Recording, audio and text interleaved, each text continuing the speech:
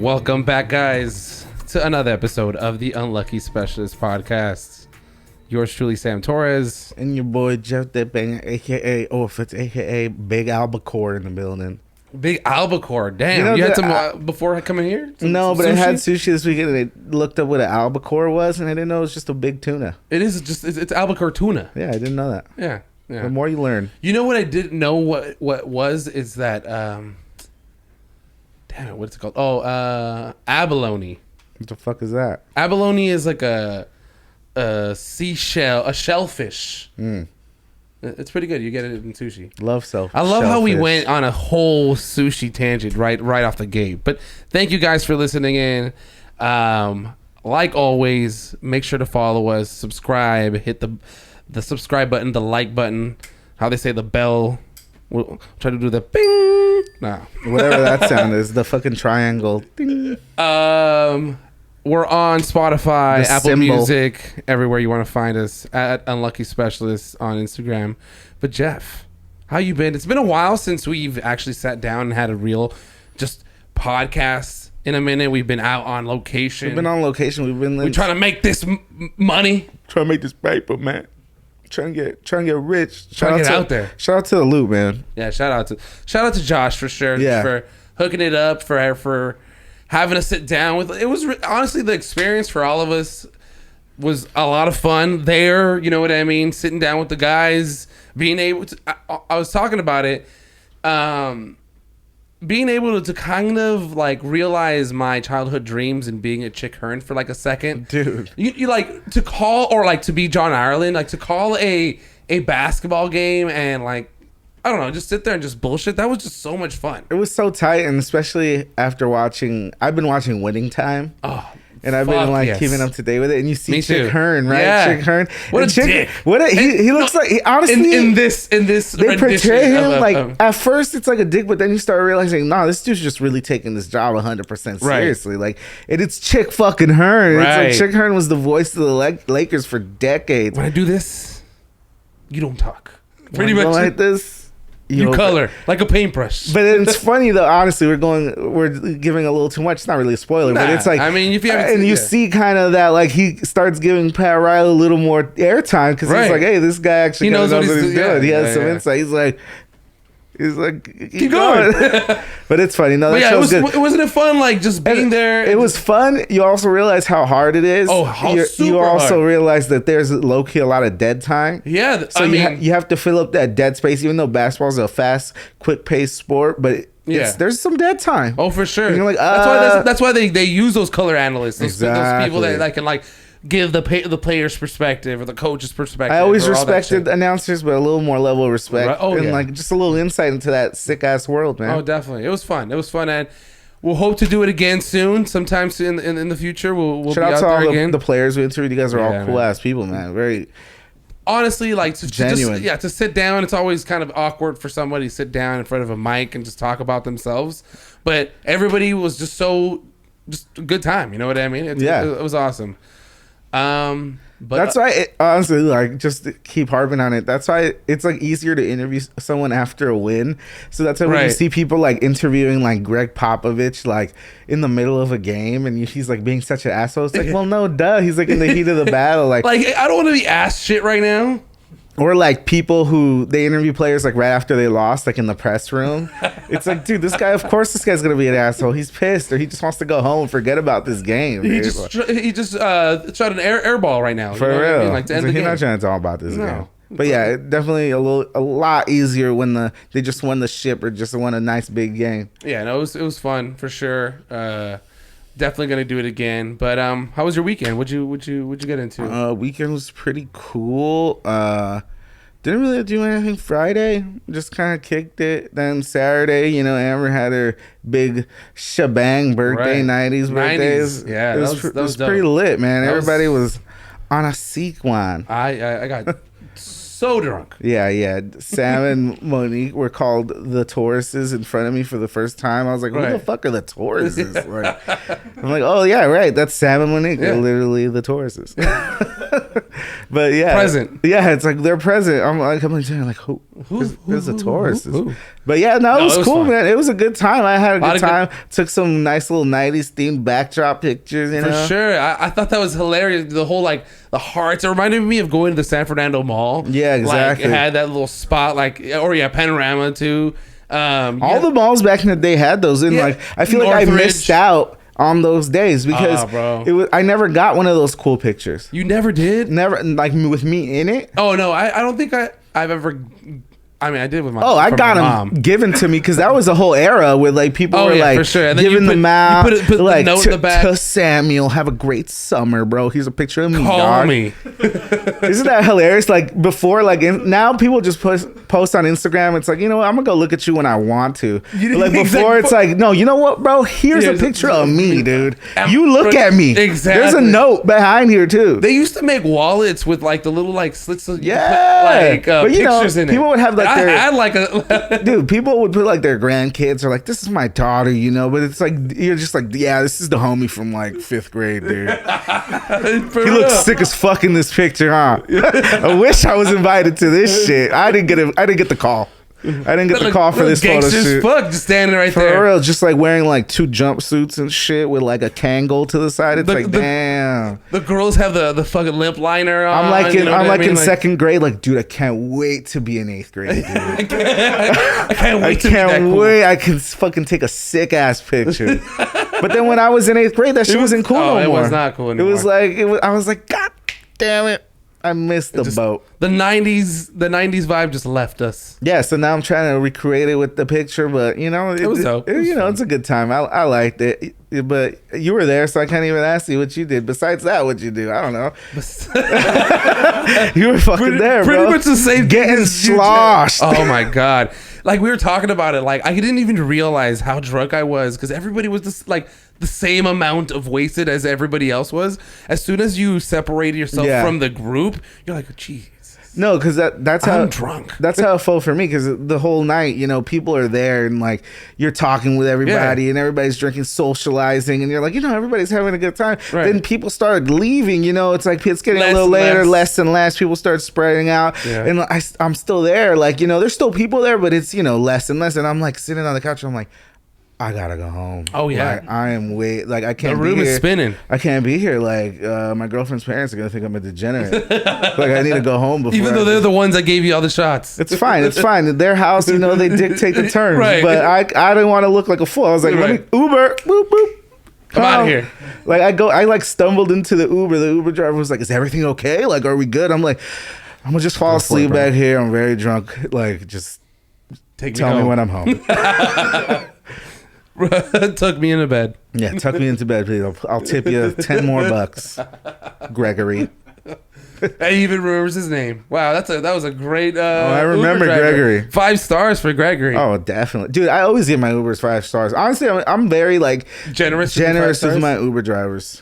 Yeah, yeah. I like being nice to my Uber drivers. What if they go the wrong way and you're late to the place you're going to? That hardly ever happens. I've never been like taken the wrong way. Maybe like one time, but it's usually my error. Like I gave the wrong address or I gave them a spot that I didn't need to actually be at. That's happened like twice. So there was this one time we were going to see we're going to a Laker game, and we called an Uber because you know we had pregame shots here before you go pay for $20 tall can Modelo's. Sick. You know what I mean? So we get in the Uber and the Staples Center is heading Crypto.com arena, please. At the time it was still called Staples Center. Okay, good. Okay, you're right. I'm trying to be more accurate. Yeah, okay. That's true. So you head east. You started going that way towards Staples Center. This Uber driver was heading south, going towards like Torrance. I was like, "What? Oh God! What's going on here? Where are you going?" She had no idea where she was going. But did you tell her? Yeah, we ended up telling her things wrong. I don't know what because I looked at the. She's like, "Oh, I'm taking you to a Staples in Torrance." It's like this is the Staples Center. This is the headquarters. It's in Torrance. Like, it's where they get all the staples from. Like, dude, it's like, no, I meant where fucking the Lakers play. You fucking weirdo. What do you mean? How am I going all the way from fucking Venice to fucking Torrance to a Staples at? Some it might be the warehouse. Yeah, it's like, I don't know these people work there. Distribution center. Distribution. Late. Yeah, they're fucking drunk going to work right now. Late shift. That shit is hard, bro. Gotta get a little tipsy before you clock in at 10 p.m. She had like 2 phones. That's why I knew he was wrong, because she had like the phone that accepted the ride to Uber and the other phone that was giving her the directions. And that's the one that was giving directions was obviously, she probably put Staples, I don't know where. In Torrance. It's like, yeah, they want to go to some Staples in Torrance. And I'm like, what are we doing? I was like, no, we're going this. No, it's telling me. I was like, I trust me. How are you going to tell me? Trust me. Dude, when people argue about that type of shit to you, it's trust me, we are so far from Staples Center. It's not even fun. I could tell you how to get here from where we're at. It's like, how are you going to fight me on this? I want to go watch the Lakers. I don't want to go to Torrance. It's like, no, but it's telling me this is where Staples are. No. I can literally, you know what? And that part, just follow mine. Just follow what I'm doing. You know what's happened to me actually a grip of times, and it fucking pisses me off, is that like I'm like rushing to get somewhere in an Uber, like I'm taking an Uber to the airport or something, right? And like they get there to pick me up, and they're like, "Oh, you're going to the airport?" I'm like, "Yeah," and then they're like, "Oh, well, I don't want to go there. This is like far from my house." I'm like, then why the fuck are you here? Yeah, why'd you accept it? Like, get the fuck out of my face, dude. Like, I get out of the car, so I'm like, so you're not taking me then? Like that, like that's happened like at least like no shit like 3 times. No way. And I'm literally like sitting there. I'm like, so are you not taking me, or are you kicking me out? What's going on? They're are like, we moving? Do I need to get another one? They're like, oh yeah, I'm not taking. I'm like, oh well, you should have said that. Like, you should have accepted this ride. Exactly. Like, how the fuck, dude? It's happened to me like 3 times. I'm like, why? Yeah, the app already, they upgraded enough so that they can see where they're gonna go, like when they accept the ride. Yeah, what the hell? And it's always going to the airport though. That's usually what I'm either they don't want to deal with like the traffic in the airport. I'm going to the airport, or I'm somewhere like further from the valley. It's like if I'm trying to go somewhere close by, it's like whatever. But it's like usually it's like I'm going from the valley to the airport, or I'm going like from somewhere like deep in LA, or like fucking Torrance back to the valley. They're like, oh well, I'm not going to the fucking valley. It's like, okay, you see this ride, bro. They're telling you how much they're gonna like give you and like commission. Like they're like, oh, this shit is sick. Well, yeah, you know why it's sick? Because you're going far, buddy. That's what I'm paying for. You're going far. It's like, you thought this shit was gonna take you to your house, dog? No. It's like, oh, this is close home. I'm like, let me accept this one. Yeah, it's like, oh my god. Maybe I can convince them not to go to the airport. It's like I those are the guys that I'm like so fucking quick to like be like, -0 stars, reported, you're lame, dude. And this, I've like love it. Dudes that cancel. Dudes that cancel on negative me, comments. Dudes that cancel on me, dude. I'm like, dude, -stars. Give me my fucking money back, dude. I'm like, this dude left. I lied to corporate, bro. I'm like, this fool fucking left me, dude. He left me in the middle of the road. It's raining. Took my wallet. It's fucking raining, dude. How dare you? Yeah, fuck it. Yeah, I got mugged. I'm a Uber snitch. I don't give a fuck. Yeah. Do your job right. But you know what? You know what sucks that we call it Uber, and you know people get lifts. I actually take like strictly Ubers. Oh really? Yeah, I actually have a high Uber rating, and I have like you're a good Uber passenger. I am. That's cool. Never thrown up in an Uber. I knew I shouldn't have taken that ride. I was an Uber driver around like 2016. Ooh, I would never be an Uber driver. God bless Uber drivers. Because I was in between jobs, and I picked up this one ride. It was from Sherman Oaks to like Beverly Hills, and I was like, "Fuck, this is a rich person, so they're gonna give me a tip." And this is back in the day when they would tip you like cash. You know what I mean? They wouldn't go through. Some people app. Still do that. Oh yeah. Well, so I pick up the ride. I'm like, okay, I'm here. And it looked like it was going to be 3 people. It was like 2 dudes and this girl, and they were like pretty much dragging her because she was just so wasted, like that. They kind of throw her into the front seat. I'm like, okay. And then I'm expecting for the rest of them to get in the car, and then they close the door, and they're like, all right, can you get her home? And we're like, what? I was like, dude, I'm not going to lie. What? Like, why? Like, you're going to, like... This how am I gonna get her out of my car once I get her home? Like, you know what I mean? Like, that's so fucked up. So like, I'm like, fuck. He's like, no, here, dude. Like, here's $100 on top of the thing. And I was like, $100. So I'll figure out a way to toss her on the curb. Hopefully, she's like, she's got a bag of water, and just make sure she's drinking it, and like, just drop her off. He's like, a bag? What kind of bag is this? Are we in fucking Mexico, dog? Fucking serving bags of water, bro? Soda with the straw in it? No, a bag with water bottles in it. A bag with water bottles? How much water do they have? They want to stop food for less for her? Like, yeah. Buy her 32 pack, bro. She's throw it all in a bag. No, yeah, so I was like, man, fuck. Whatever. I drive off. She's completely drunk, calling her boyfriend, saying, why would you leave me, all this thing, yada yada yada. I'm like, oh my god, she's calling her boyfriend and I'm like, you know what, dude, I am gonna drop you off. I'm gonna go back. I'm not gonna deal with this shit. Like, this is not what I'm doing. And then the boyfriend's like, no, dude, she's just drunk. Like, just take her home, please. He's man, like, please don't bring her to my house. Don't bring her back. Anything but bringing her back here. Look, I have no, like, he's like, I have no reason to take, like, I could end this ride. I already got paid. Fuck you guys. Like, I'm gonna take her back. He's like, no, come on, man. Like, I'll what's your Venmo? I'll send you another $100. Damn. He was like, please don't bring my girlfriend back here, bro. Can you imagine? They probably broke up the next day. Ends up throwing up in my car in that bag, which the bag had a hole in it. What? I would have gone back to his house. Like, I was already halfway. I dropped her ass off. She gets out. I'm like, all right, peace. Later, I'm out. Like, I'm done for the night. I like turn myself off. Oh no, that's so awful. Worst experience. You probably quit the next day. Nah, I couldn't. You're like, nah, I couldn't. I still had to do a couple more. I had to go. I mean, I did get paid, and I claimed the whole, because you get Uber the whole thing. So I got it cleaned up, but man, bad experience. Bad or Uber experiences. Dude, do you remember, did you ever take an Uber pool? I have taken an Uber pool. Dude, those are like degenerate cesspools of hell. Oh, for sure. Like, honestly. And the worst conversations. No, like, dude, I've been in an Uber pool at like 3 a.m. and like everyone in that car except the driver was wasted. And like, you're there with like strangers, like sitting like fucking sardines. It's like, this dude's like, about to fall asleep on somebody else. No, this dude's like literally drooling on his homie, like and then his homie's just like clearly fucked up, his head out the window. Other dudes asleep. I'm like, I'm hammered, but these dudes are hammered. Like, these guys are flying. And I'm like wondering that this driver, like, he has to do all these pit style. Like, he's like dropping this dude off. Like, I'm like, oh, you guys don't know each other. No, you guys are like homies. I thought you guys were like boys. Yeah. It's like, we kind of all live close to each other. We should all hang out. It's like, wow, we're like kind of neighbors. This is a good route for this guy. Smart route, Uber pool. He picked that good one. He picked a good like algorithm. Sometimes I've been in some Uber pools that it's like, where the fuck are we going? Why is it taking so long to get?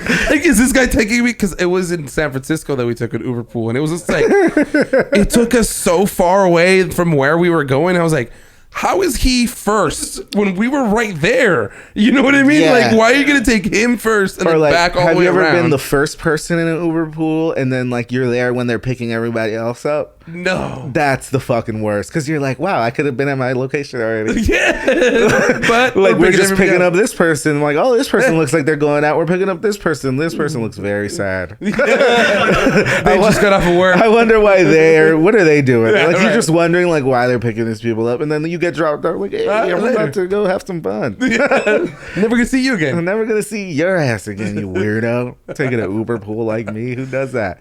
Dude, I don't even know if they're still there. No, that's not coming back after COVID. Oh, that's right, because of COVID. Yeah, it should come back, but it won't. I don't know. They're dropping all the masks and everything. So happy about that. Yeah, me too. I'm just so glad. Especially like to go to a restaurant. It's like getting ridiculous. You know where they should keep, and they should have always had people wear masks? Hot take incoming. No, it's not even a hot take. Hospitals and clinics and healthcare centers. Like, don't they already fucking do that? No. Like, before COVID, when you would go to your doctors, you wouldn't be wearing a mask. That's true. Like, nobody was wearing a mask. The front desk or people like I mean, I think that's the best place to do, because people are fucking sick there. That's true. You know what I mean? Like, especially in like a hospital elevator. Yeah, people have phobias of going to hospitals because of like the germs. You know what I mean? put a mask on. And there, especially there. You know what I mean? Everywhere else, like, fuck it, whatever. You're your own risk. But you're going to hospital. People are going there because they're sick. Can you imagine like being a germaphobe, like, and then COVID hits? Fuck, like, dude. You're like a legit person. They still haven't come already out. Yeah, no, they're still burrowed. They're still in their fortress down beneath the earth. What was that movie with Brendan Fraser? Yeah, Brendan Fraser, and they lived underground, and he comes out, and it's a whole new world and shit. Oh, put him up. Hold on. Blast from the Past. Is it Blast? Yeah, I've never seen that movie in my whole damn life. I've never heard of this shit. Oh, dude, it was crazy. And it's Y2K, right? They go down under there because of Y2K. No, it's because of Russia. Some nuclear shit. World War II, isn't it? Like it was like a bomb. It's like a bomb went off. Yeah. They were scared of a bomb going off. Yeah, something like that. Airplane crash. Oh, that's right. Yeah. That's right. You know what? Like those shits are like low key based on true stories. Like you hear about those dudes, like especially like El Salvador and Honduras had like an 100-hour like soccer war. Where like they literally like fought over soccer, and some dude like barely came out of hiding like 10 years ago. Like he's like the war's still going on. Like I'm ready, Captain. Like it's like damn dog, it's been over for years. You can chill out. There was a whole civil war after that shit. You missed that? That's probably why I thought it was still going on. Yeah. Honestly, then I just put that two and two together, dude. Like he probably still thought he probably came out. He's like, yo, we're like shooting each other now. Like damn, Honduras won, dog. They've infiltrated. We're killing each other, bro. I'm going back in. Going back to the mountains. It's cooler over there. Crazy. Dude, war sucks. Real talk, though. For real. Yeah. Definitely not pro-war. We're talking about when was or how was when you first got high? Ooh. When was it like? Where were you? This is such a great question because I feel like everybody has a similar story. Okay, not high. When you first smoked weed, let's say that. Yeah, the first time. Let's be specific. Let's be specific because people think I'm just smoking meth. Exactly. When's the first time you hit the pookie, dog? 5 years old. So there was this one time my uncle came through. I knew he was tweaking. And I asked him for some. JK. Nah, but for real, first time I got high, I was on marijuana. I was 17 years old. Wow, that's a little. So is that old? No, I don't know if it's old, but most people that I know, I started around that age. Yeah, I feel like that's when I had my first drink, I was like 16. First time I got drunk, I think I was 17 as well.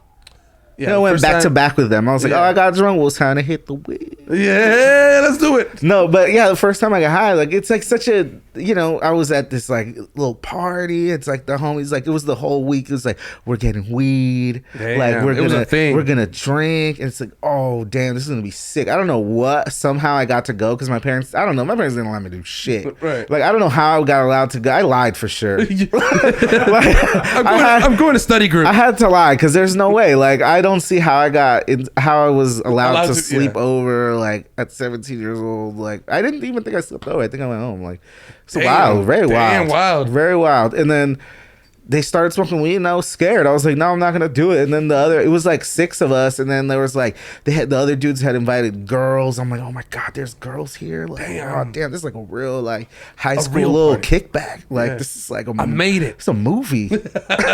Project X. I'm like drinking a Smirnoff Ice, Damn, it's a real party. I'm just like, like at least I'm date yourself, Jack. Yeah, right I'm there. dating myself, but like that's how you start, you know, like it's like you drink that little weird ass drink.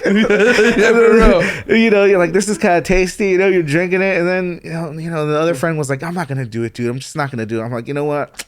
Me either, bro. Like this is not like, this is not me, dude.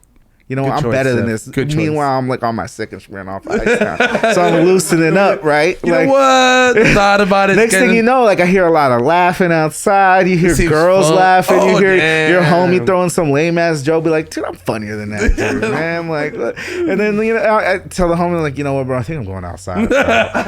Don't do it. He's like, are you? Like, me too. I'm like, no, you don't have to, bro. You don't have to. I'll do it, bro. I'll come back and tell you how it feels, bro. So then, like next time you'll be ready, bro. I feel like that's literally what I said. Like, I'm not even like exaggerating. Like, I feel like I literally was like, dude, I'll do it for both of us. Right. Like, I'll take this plunge for us, bro. I'll put us on our back. Yeah, because I know you're scared, bro. I'm scared too, but you know what? I'm ready right now. You're ready. Yeah, then I you went out there and became a man. I went out there, hit that P/bong/roar. I don't know what the fuck it was. And I was like, dude, this is nothing, bro. I'm not even high, dude.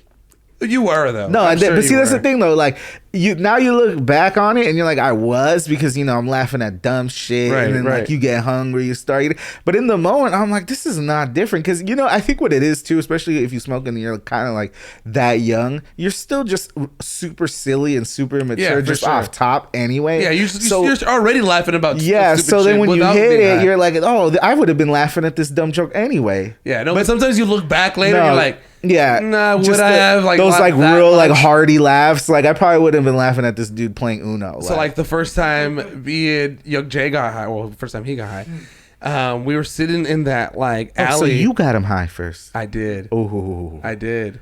Revelations. Yeah. Well, it was along with the guy that got me.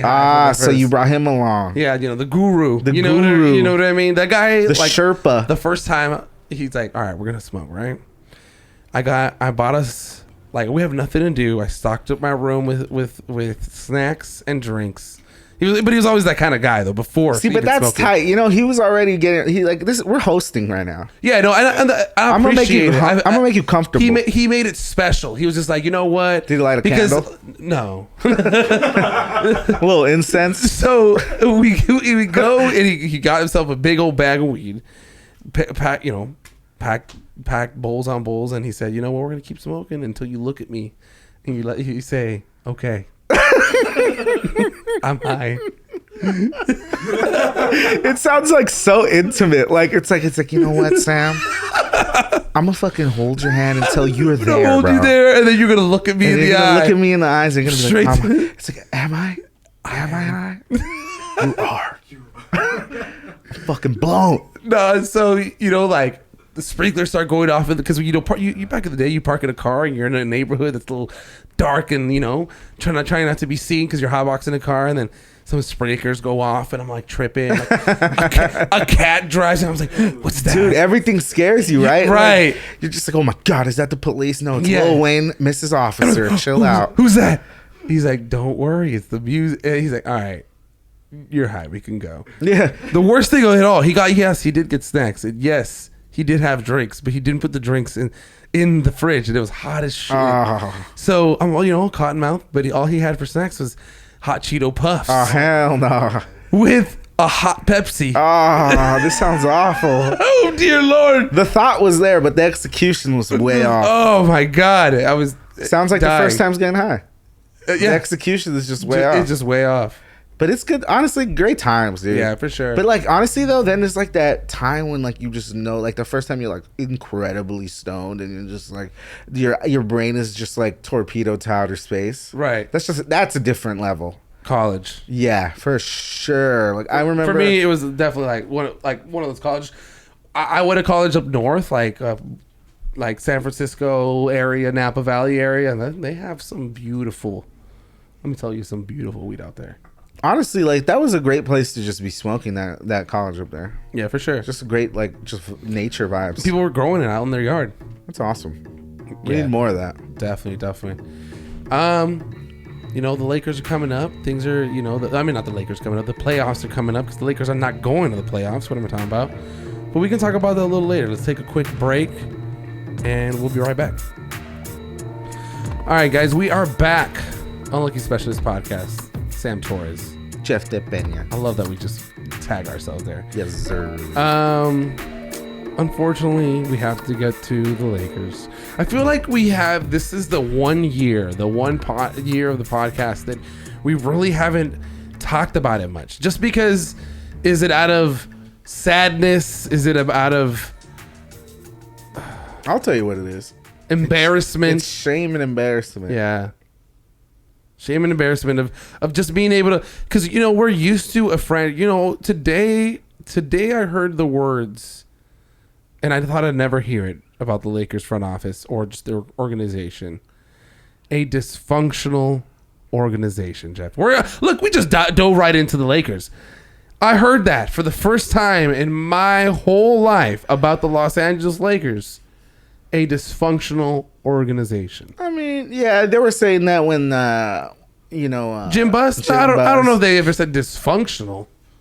I'm pretty sure someone used the words probably maybe even worse, but it's just more bad seasons. It just doesn't add up. Honestly, it's embarrassing, but because I was thinking like those seasons when it was like, oh, we drafted D'Angelo Russell, right, and then we drafted Brandon Ingram, we drafted Lonzo Ball. It's like Julius at least those years, Julius Randle, it's like, oh, there's some hope. We're building something. So it looked good. So even though we sucked, it was like we were buying into that whole something. We're seeing some youth, the movement. Like, oh, this is a team we could get behind. Like, so it was better than this season because this season was like, it was just miserable. It was nothing.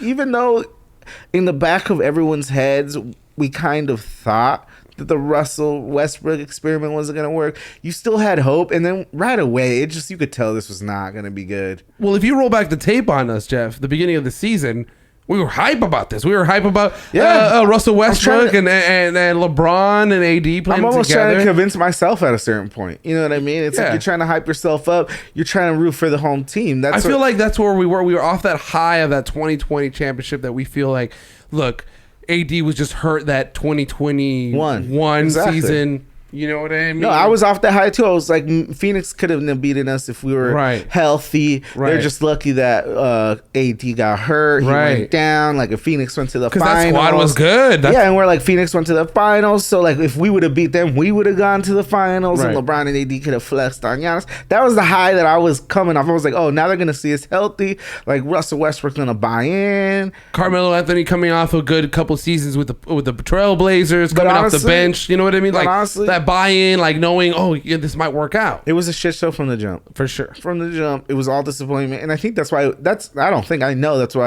was just miserable to talk about them. If you guys saw the Loot Basketball podcasts that we did for them, the Loot Basketball League and the podcast that we did there, a lot of people, were saying they're Lakers fans, but sadly. Yeah, sadly. You know what I mean? They're like, sadly. No one's like, I'm a Laker fan. It's like, sadly. Usually you're a little more proud, but this season made you a little hang your head a little lower. You know what I mean? Like, yeah, because there was just no hope, nothing to look forward to. And because of the amount of attention that this franchise gets, you're constantly seeing it on SportsCenter, on all these shows, on talk show radio, on podcasts about how the Lakers.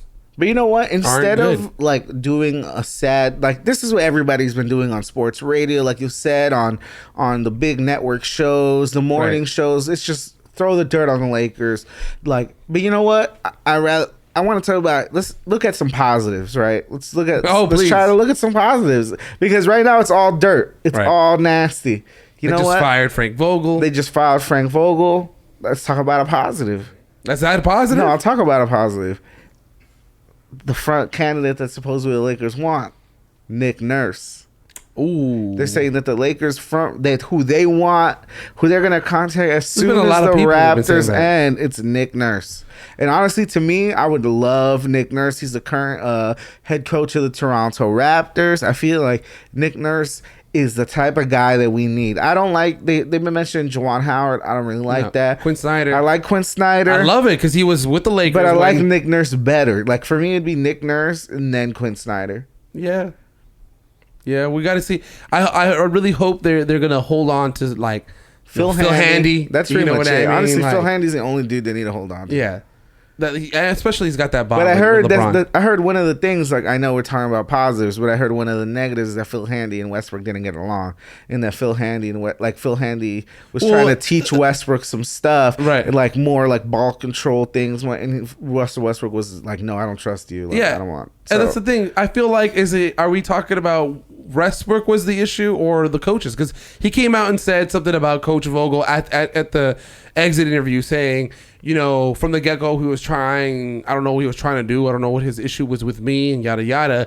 And I'm like, I don't know. I feel like you came in and you should have bought in knowing that you've been in, this is your fourth team in 4 years. This is not Frank Vogel's fault. Frank Vogel was the fall guy. If anything, the fault starts with Rob Pelinka. I've always said this.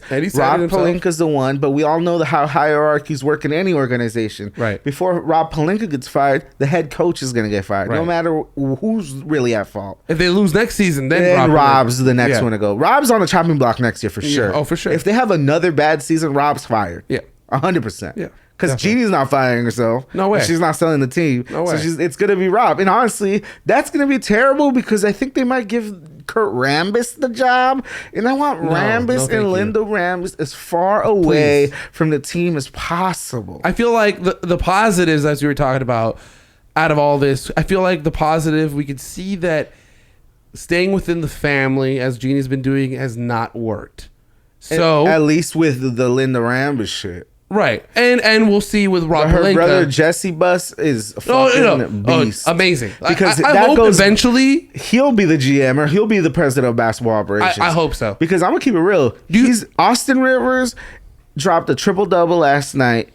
You see Mac McClung come out? Mac McClung came back for the thing, but look, that's a positive. Austin Rivers, great rookie season. And you know what's another positive that you saw, at least towards the end? You give Taylor Horton Tucker the ball, he'll drop 40, bro. For sure. He needs the ball in his hand. So it's like...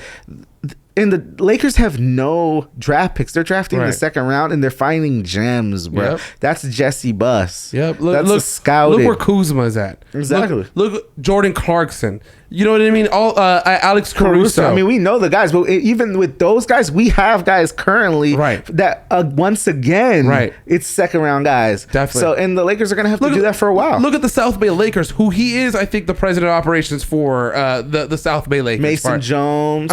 They're in the playoffs. Yeah, Mason Jones was the G League Player of the Year. Yeah.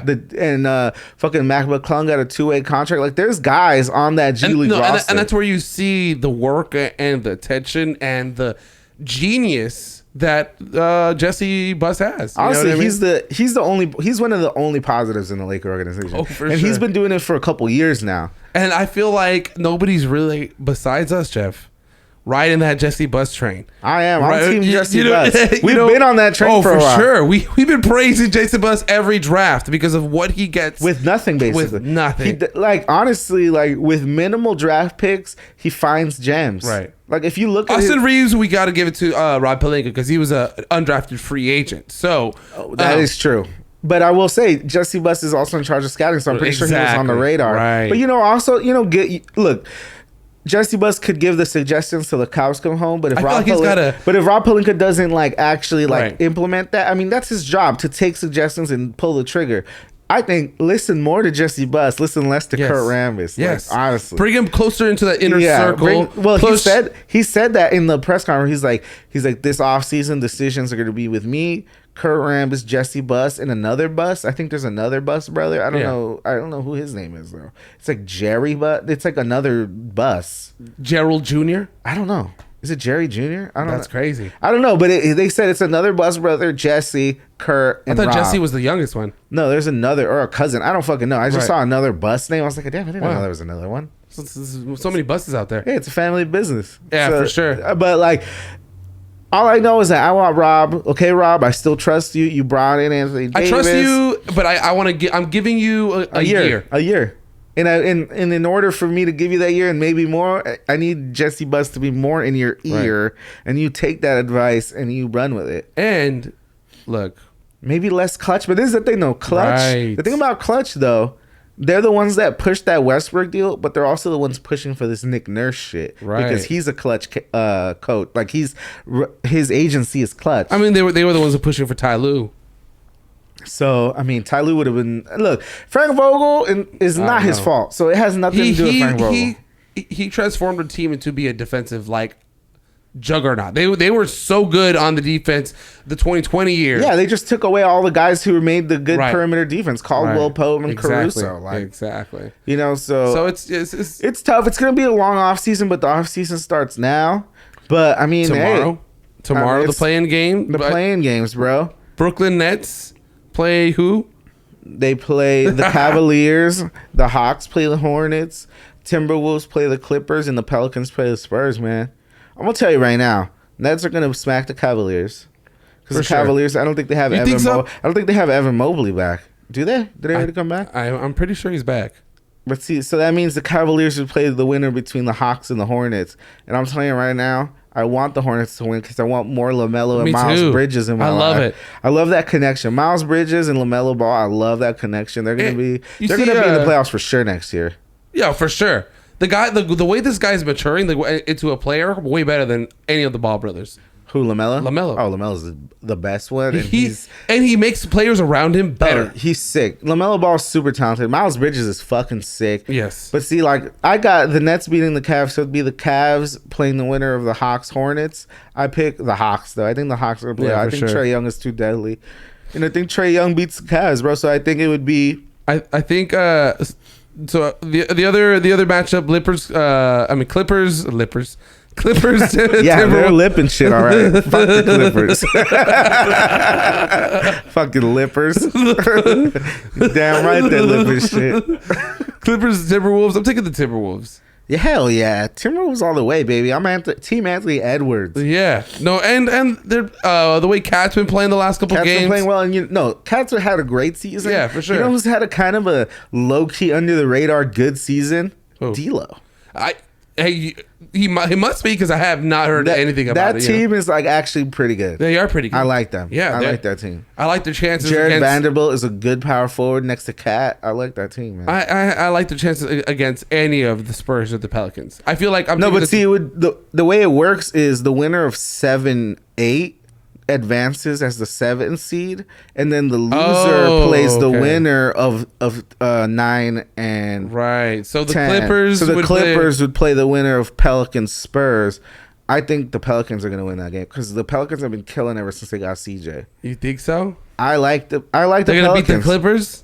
No, I got the Pelicans to beat the Spurs. Right. And if Paul George is balling, like he's been playing well, he's back. Is Kawhi ever going to play?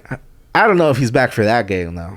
No, if he's not back for that game, he's never back. That's what I'm saying. He's not back till next year. I could see the Clippers winning that game because it would be at Staples. I mean, at Crypto.com Arena, Staples. My bad. But I don't know. I picked the Pelicans 8 seed, baby. Let's go. That sounds good. It looks good. I feel... I don't know. I think that if the Clippers, if you got Paul George balling out, but see, it's hard to cut them. If out. that happens though, like then we could like look forward a little more because then it would be Heat versus Hawks, it'd be Sixers versus Raptors, Bucks versus Bulls, and then it'd be Celtics versus Nets. That would be that Celtics Nets in the first round is juicy. That's a good series. That's juicy, bro. And who knows? Maybe they get Ben Simmons back in time. They're saying there's rumors that Ben Simmons is going to play, but I think that would be stupid. He hasn't played at all. So he hasn't played in like fucking since last year, basically. How do you know he doesn't play at practice? No, they're basically saying the reports are he's doing like 0-on-1, like he's just shooting and shit. Okay, no, that's horrible. No, yeah, don't play. Yeah, it'd be terrible. Like he's not gonna know. Imagine him and Kyrie trying to figure it out in the playoffs. It's like whose ball is loose? What do you think about this whole him like suing the league or the Sixers for the money that he lost? I feel, look, I get it. Though mental health is a big issue that we all deal with on a daily basis, but like.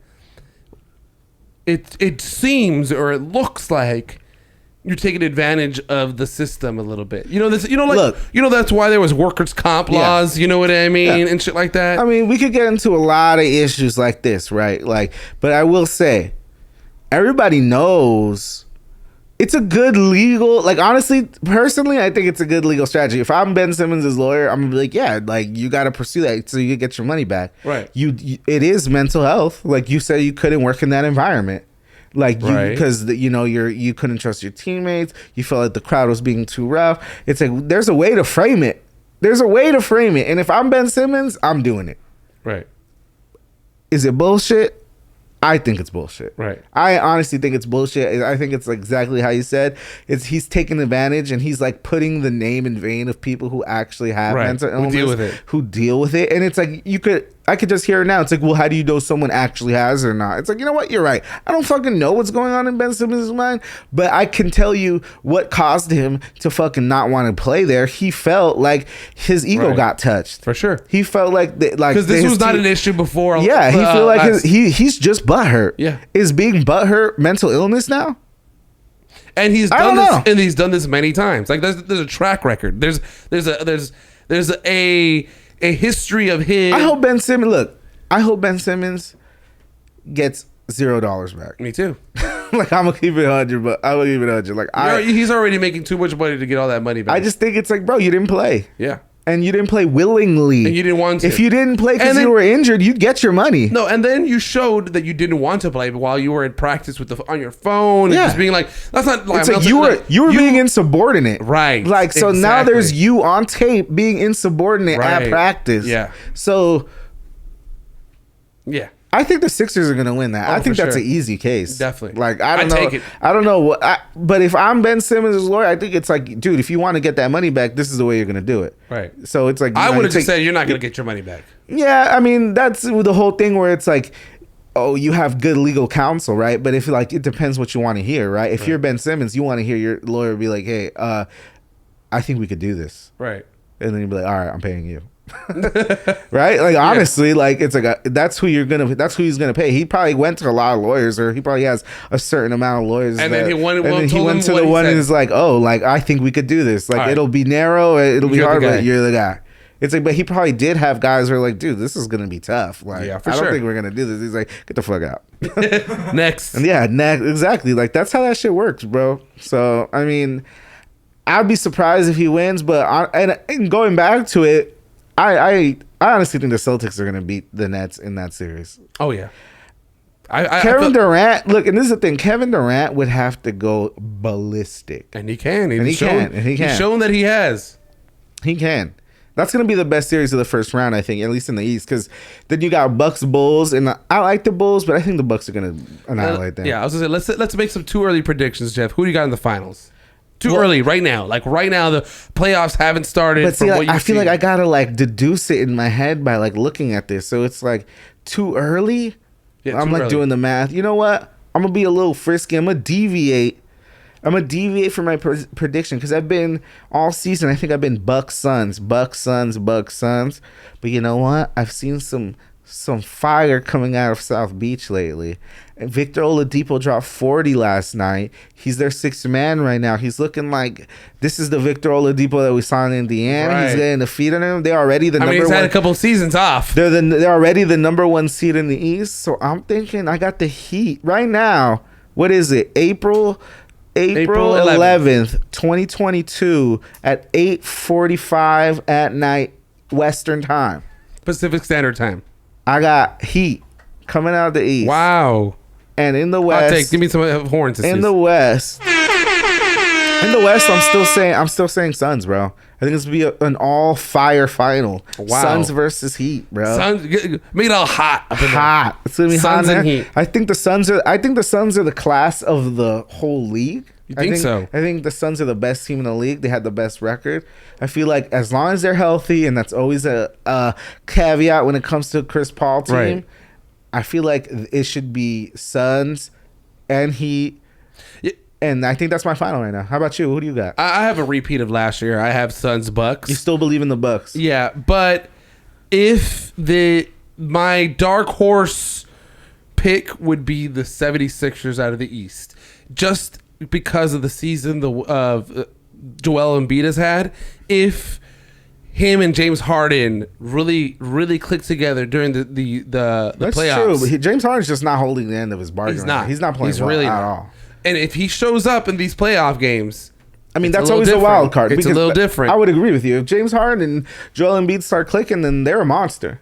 But I just don't believe in them. Yeah, I just don't think they'd have enough time to start clicking together. And now Matthias Thybulle doesn't have his second vax, so he's not going to play games in Toronto. And dude, Toronto might fuck around and beat. Yes. Not because Matisse Thybulle, but I just feel like Toronto's already a really good team. Having one man down. Yeah. So now they're like have a one man down, and it's like, dude, like, all right, like, so I didn't know, like, whatever, like, it's everyone's choice, but it's like now you're undermining your team, bro. Can't he just get his second vaccine before the playoffs? He probably could, but then he would still have to be like quarantined for like. He have to quarantine? Days. I don't know, Canada, bro. It's Canada. He can play in Philly, right? But he can't play in Canada. Yeah, I know, but like. He's got the second. Dude, that's like Canada fucking sucks, dude. Honestly, Joe Biden, just invade that place. Just make it Northern America. Yeah, please, bro. Take Canadians out of their misery, bro. They want to be Americans anyway. Please. We're claiming Drake. He's from Memphis. Look at Drake. He's already over here already. Drake's from Memphis, bro. Yeah. Toronto. Memphis and Houston. Toronto, Tennessee. Right. No, yeah. Yeah, dude, honestly. MVP rookie of the year. Who you got? Like MVP. I'm gonna go with. Give me your top 3 MVP candidates. Top 3. Joel Embiid, Jokic, Giannis. Yeah. Honestly, I feel like that's the only guys he can really say. Because they were up there with the scoring Jokic, title. Giannis, but honestly, I'm going with Jokic, bro. A back-to-back. Back-to-back, bro. Because Jokic's team, he doesn't have a second star. He doesn't. He's pretty much just putting up unbelievable stats, bro. Almost averaging a triple-double, bro. I think he will win it. I was just hoping for Joel Embiid to win something different, something else. Some guy that really, really put the time in. Like, he had a great season. I think if they got the number 1 seed and, like, maybe Harden was playing a little crazier right now, they would have got. I think that would have been enough to give him the MVP. And honestly, he still might win it, bro, because he won the scoring title. Yeah. So he's the first center since Shaq in 2000 to win the scoring title, which is crazy. And people were saying the center was extinct. Exactly. Like not too long ago. These are our 3 guys. And the 3 guys, because I'm calling Giannis the center. I don't give a fuck. Sure. He's a center. He plays different, but he's a center. No, he's a center. And Jokic and Embiid are for sure centers. Yeah. So Jokic, this guy, he's got so much just attitude on the floor. He knows international guys too, by the way. Exactly. Serbian, fucking Cameroon, and Greece. That's crazy. It's crazy how before you look at international players and you're like, they're not that good. Now they're some of the best players in the league. Yeah. Talking about back in the day, we were talking about Tim Donahue. Ooh, I know. Jason showed us the clip. And do you think? I was gonna ask you. Do you think that's still going on right now, Jeff? Like Tim Donahue and all the whole like fixed games, some calls here and there. A little backstory. Like Tim Donahue went to jail. He actually did federal prison time for betting on NBA basketball games. He's out now. He's out now for sure, and he wrote a book and everything. Like he's back out, but like he did time. I think he did like around 2 or 3 years, maybe. Yeah. So. It was a serious deal, and like this is the thing. Like the question is, like, what do people define as rigged, right? Like, what is rigged to people? Because to me, rigged means that you're deciding the outcome of the game, not so much the spread, not so much the money line. Well, because that's not the outcome. That's rigging a game to your advantage. That's rigging a game for certain people who are betting on it. But right. that's not. But that's to your advantage. Yeah, exactly. And honestly, it's unethical as fuck. Right. Right. So like basically in that video that I think Jason's probably going to put up. There's one game where Allen Iverson threatened Steve Javie. And we felt as a staff he should have been suspended, but he was only fined $25,000. I had the next game, and the 2 referees and myself in the morning meeting decided that Allen Iverson, although he carries the ball all the time and it's never called, we were going to enforce that rule against him that night. And we went out in the first half, and we all each took a turn.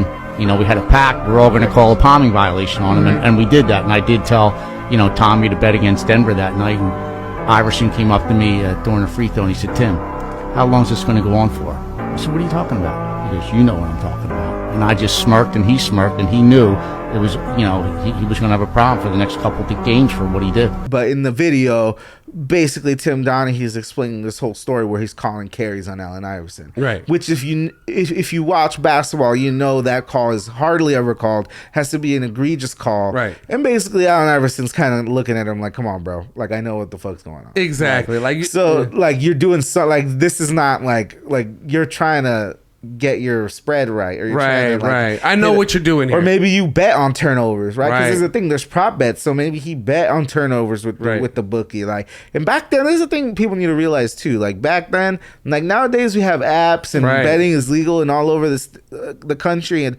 it brings it back into the light. Might be legal soon here in California. I hope, and it brings it back into the light because people are asking, like, man, it's so legal, and now dudes are going to jail. Dudes are doing time for doing shit like this, and it's like there's no more bookies. The thing is, there is bookies still, but the thing is, back then it was more of like the dark underbelly of society, because it's like, dude, it's like the bookie. Maybe you need to get a loan. There's a loan shark. Yeah. Now this dude's charging you like 50% interest. Yeah. So you're just going into crazy debt. And that's where people created those gambling addictions. You know what I mean? To be like, I gotta keep going so I can make more, so I can get myself out of here. I mean, you heard about like the whole conspiracy theory with Michael Jordan, right? No, which one? No, his first retirement, right? I mean, the whole thing is that, Michael Jordan is history time. All the children gather around the campfire. We need a little children's story time music to put in the background. Oh, Fitz is about to tell you a story.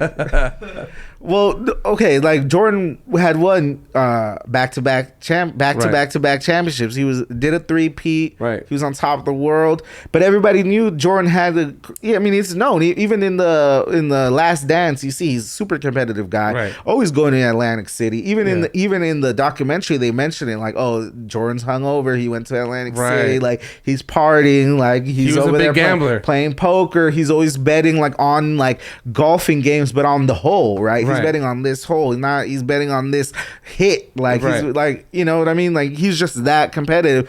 So the whole story is that because Jordan's dad got murdered, right? He got murdered, and he was found on some like rest stop in the middle of the country. I don't even know what state it was. Yeah. So a lot of people, what they think is that Jordan had some outstanding debts. Oh. That Jordan was far too deep and was owing money to the wrong people because he was making some weird bets with, like we're saying, like back in the day, you didn't make bets unless you were in Vegas or in Atlantic City. You're not making bets at the sports book. Nope. You're making bets. If you want to be in Chicago or you want to be in Los Angeles, you have to go to Billy Betts and fucking be like, hey, bro, I'm going to put fucking 200 on the fucking Reds to fucking beat the Dodgers, like, and it's like, all right, bro, like, here's the money. It's like, I got your bet right here, like that's what it is. And where does he get the money from? Some other unruly source. Exactly. It all comes down. It's the all chain. This dark. It's like a whole economy. So when you're Michael Jordan, you're putting these crazy bets. You're not betting $10, right? You're betting. Thousands of 10 G's minimum. Easy. Yeah, 10 grand on a light day. On an off day. You know what I mean? So basically, they're saying that's kind of the cause of Jordan's dad. That was getting the hit on him. And then that kind of brought the heat on Jordan. And David Stern actually suspended him for a year instead of him actually retiring for a year. But they wanted it was a spin. Since the image of the NBA was still like right there, they wanted to spin it off. And this is and you got to look at the whole big picture though. This is the NBA coming off. Magic Johnson just got diagnosed with HIV. Right. This is the NBA barely recovering from the crack era, cocaine era. Yep. Like, Lakers and Celtics were taking the heat off that. But in the 80s, a lot of players were addicted to cocaine and they were addicted to crack and a lot of draft classes. So it's like they didn't want another scandal. It's like, how are you going to have the face of the league, the guy who just got off a 3 Air Jordan, the heir apparent to fucking Magic and Bird. Yeah.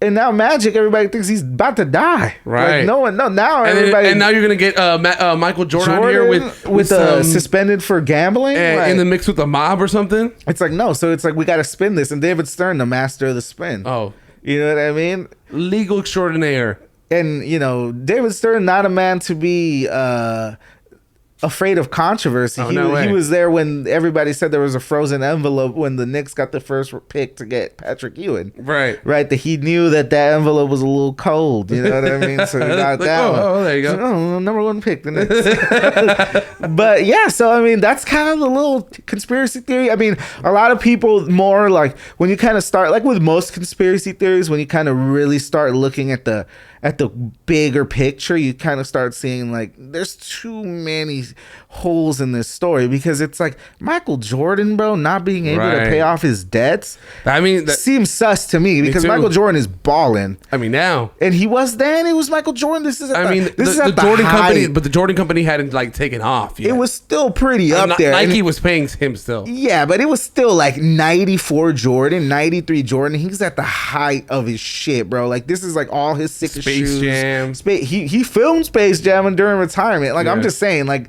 this is Michael Jordan at the peak of his powers, bro. It's like Michael Jordan's not going to be just like, and all the time they're saying, oh, he's going to Atlantic City. So those are legal bets. Right. Like you're not going to a bookie. Like, you know. But, you know, back then they didn't really have that many prop bets. Yeah, no, for sure. In an actual casino. You know what I mean? Sure. You can bet That's more of a newer thing.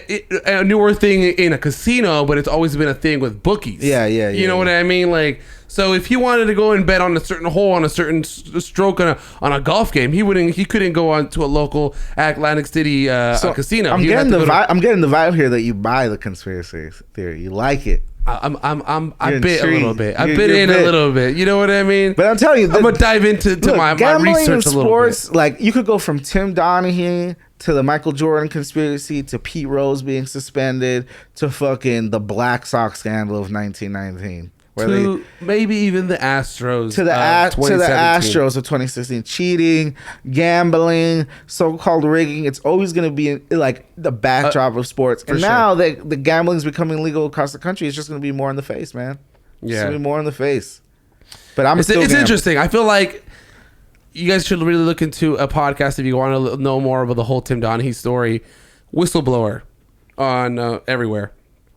Go listen to it. It's got it's got the whole story. They interviewed Tim Donaghy after jail and his side of the story and everything that he's saying. So it's pretty good. I mean, he says that like multiple people are involved, right? Oh, like, a lot of refs and that are still or that currently just retired. This is Joey Crawford. No, Joey Crawford. What's the other one? That the slick back hair. Steve Javie. Yeah, Steve Javie. Yeah, Steve Javie is one of them, as well as the guy that was his friend, and he's like, I don't know. He's one of the. I need a better description. He's an older looking.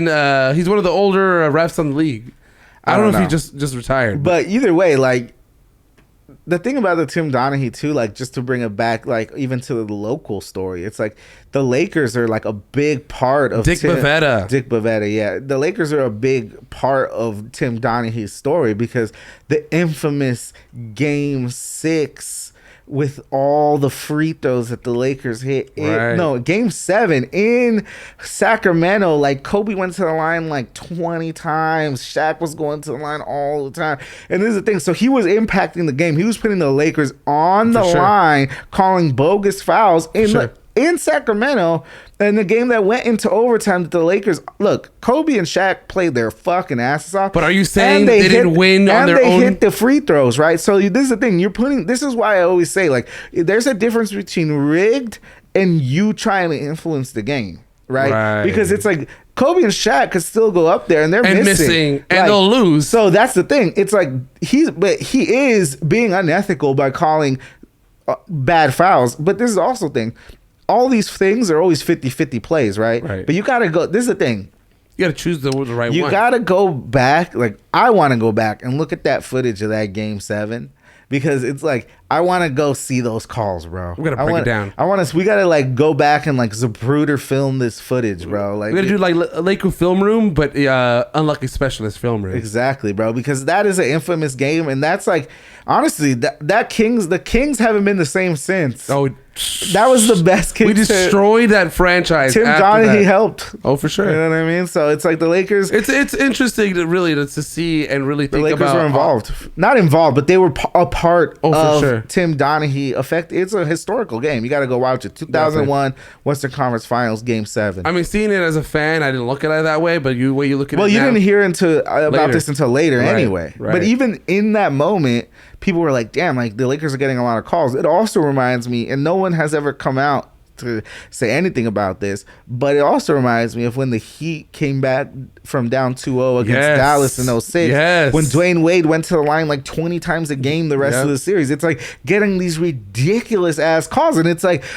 all right, like, yeah, Dwayne Wade is an aggressive player and he's going to the line, which is another thing why I say it's like, so it takes a player of that caliber, like, he has to initiate that contact. Right. But so it's like you're putting the ref in the position where it's like, it's a bang bang call, but at the same time, if you're putting a bet on the side, you'll be like, oh, I know where this 50-50 call's going. Yeah. It's like this call's going to the side of my bet. Right. You know what I mean? Or so to the bookie that I owe. Exactly. And I'm doing him a solid because I'm calling the game. A lot of times that's what it is. Mainly it's not so much that they have money on it. It's that they owe money. Yeah, they got trouble. Yeah, so money. It's like, I'm going to help you out. I'm going to help the bookie out. Right. And then the bookie's like, all right, I'm going to influence it. You know what I mean? It's so crazy, man. That stuff is like, that's always been a shady part of sports. I mean, you know, like, and horse racing, dude. Have you ever been to the sportsbook and you just watch people betting on horses? Yeah. That is like a whole thing all to itself. They're like, I don't even get it. I just do it for fun. They have their whole own section too. It's like the whole horse betting section. Yeah. I'm like, damn, this is like, oh, it's serious. It's very serious, bro. Yeah.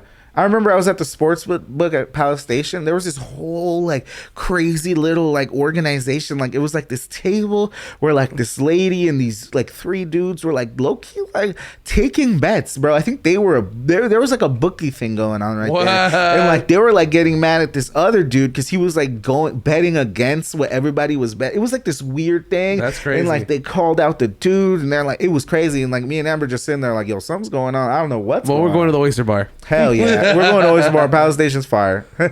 Don't kick me out. That's crazy. I support whatever's going on. Baseball started back up. Let's really quick. Dodgers stacked. I didn't even know we had Craig Kimbrell, bro. Yeah. We traded AJ Pollock for him. That's right. Well, which is okay. You know what I mean? We needed a closer. Stacked. We didn't need AJ Pollock. We have too many players. I don't know. Left field was a little bit of an issue this weekend. We lost the series 2-1. We won the first game. The Rockies won the second 2. But hopefully tomorrow we go and play against the Twins, against Carlos Correa. Carlos Correa and the Twins is very young. They got a lot of good players out there in Minnesota. I feel like the Dodgers have the best team possible to win it all this year. Oh yeah, honestly, to me, if the Dodgers don't win the World Series, it's a disappointment. It is. And no, another disappointment is if Mookie Betts isn't playing MVP status this season, he's also going to be a disappointment. Last season, after the abbreviated 2020 season, he wasn't that good.